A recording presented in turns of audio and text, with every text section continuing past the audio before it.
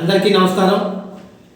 నా పేరు Kadiri Venkata Ranga Rao, Udayagiri Bharatiya Janata party incharge మరియు కలిగిరి సొసైటీ చైర్మన్. మనం భారతదేశంలో ఈ రోజుకి వచ్చి 80 సంవత్సరాలు అయింది మనకు స్వాతంత్రం వచ్చి. ఈ 80 సంవత్సరాల్లో భారతదేశాన్ని 75 సంవత్సరాలు ఇంచుమించు పాలించినది మన కాంగ్రెస్ పార్టీ. ఈ కాంగ్రెస్ పార్టీ ప్రజల మధ్య చిచ్చు రేపి వారి పబ్బం గడుపుకుని పోయింది. ఇవంతా ఒక ఎత్తు అయితే, భారతదేశంలోనే 2 జెండాలుగా విభజించిన పార్టీ ఏదైనా ఉందంటే మన కాంగ్రెస్ పార్టీ. ఇట్లా భారతదేశాన్ని విడదీసి చేసి మన దేశం కంటే అవతల పాకిస్తాన్కి, ఇటున్న బంగ్లాదేశ్కి చేయడం తప్పితే కాంగ్రెస్ పార్టీ వేరే పని చేయలేదు. అదేలాగా వారి కుటుంబాన్ని పెంచుకోవడం జరిగింది. ఈ తరుణంలో నరేంద్ర మోడీ గారు మన భారతదేశానికి ప్రధానమంత్రి అయిన తర్వాత ఇటువంటి ఏ అయితే 370 ఆర్టికల్స్ కానీ ఇట్లా మన భారతదేశాన్ని ఏ అయితే విచ్ఛిన్నం చేసేదానికి ఉన్నాయో ఇవి అన్నిటినీ తీసేసి భారతదేశంలో ఒకే జెండా, ఒకే ప్రైమ్ మినిస్టర్, ఒకే రాష్ట్రపతి లాగా చేసి భారతదేశాన్ని ఈరోజు విశ్వగురువుగా చేయగలిగాడంటే ఆయన యొక్క మన భారతదేశం మీద ఉన్నటువంటి ఇది. కాబట్టి అతను మన ప్రధాన మంత్రి నరేంద్ర మోడీ గారు వచ్చినప్పటి నుంచి మనం చూస్తూ ఉన్నాం. రైతులకు కానీ ప్రజలకు కానీ మౌలిక వసతులు ఎలా చేశారు, మౌలిక వసతులు ఎలా కల్పించారని చెప్పి మనం చూసుకుంటూ ఉన్నాం. ఉదాహరణకి మీకు చెప్తూ ఉన్నా, మన ఉదయగిరి మెట్ట ప్రాంతం, ఈ మెట్ట ప్రాంతంలో ఎప్పుడు ఇక్కడ ఉండాలంటేనే ఆలోచించే యువతకి ఈరోజు మన హైవే ఇచ్చిన తర్వాత 1 ఎకరా భూమి 3 కోట్ల నుంచి 4 కోట్ల దాకా పలుకుతూ ఉంది. ఇది ఎలా వచ్చిందంటే ఈ మెట్ట ప్రాంతాన్ని డెవలప్ చేయాలని చెప్పి మన నరేంద్ర మోడీ గారు మానసపుత్రుడు అయినటువంటి ఈ నడిపుడి శ్రీహాళహస్తి రైల్వే లైన్ ఏదైతే ఉందో దాన్ని స్టార్ట్ చేయడం, దాన్ని త్వరితగతిన పూర్తి చేస్తూ ఉన్నారు. అలాగే ఈ నేషనల్ హైవే వచ్చిన దాని వల్ల మౌలిక వసతులు పెరిగాయి. అలాగే ప్రతి ఇంటికి పోయేదానికి కానీ వారికి రోడ్లు వసతి ఎలా కల్పించారో మనందరికీ తెలుసు.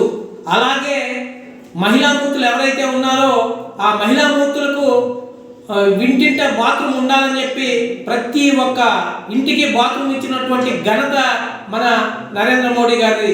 అలాగే మన గ్రామ ప్రాంతాల్లో ఈ లైట్లు లేక ఇబ్బంది పడుతూ పాము కాట్లకు గురవడం అలా అవుతున్నారని చెప్పి మంచి ఉద్దేశంతో ఎల్ఈడి బల్బులను పరిచయం చేసి ఎల్ఈడి లైట్లని వేసినటువంటి మన ప్రధానమంత్రి నరేంద్ర మోడీ గారు మన రైతులకు చాలా మేలు చేశారు.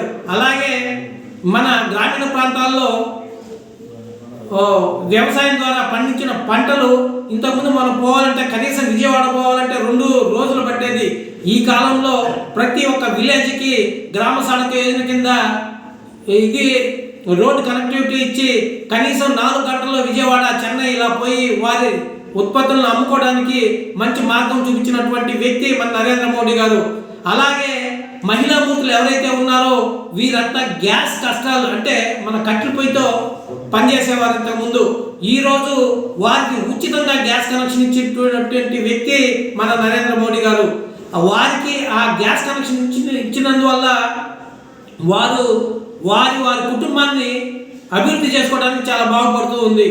అలాగే ఉచిత రేషన్ ఇప్పటికీ మనం చూస్తూ ఉన్నాం. బియ్యం ఏమి 1 రూపాయి కూడా లేకుండా పేద ప్రజలు ఎవరైతే వారు పైకి రావాలని చెప్పి వారికి మంచి ఉద్దేశంతో మన నరేంద్ర మోడీ గారు ఆ పథకాన్ని కూడా కొనసాగిస్తూ ఉన్నారు. అలాగే మనం చూసాం, ఒక 4 సంవత్సరాల ముందు కరోనా రావడం జరిగింది. ఈ కరోనాలో కూడా ఉచిత వ్యాక్సిన్ ఫస్ట్ టైం భారతదేశం కాదు ఇండియాలోనే మొట్టమొదటిసారిగా భారతదేశంలో రెడీ చేసిన వ్యాక్సిన్ మనకి అందించడం జరిగింది. ఇలా చెప్పుకుంటూ పోతే మన నరేంద్ర మోడీ గారు చాలా పథకాలు చేశారు.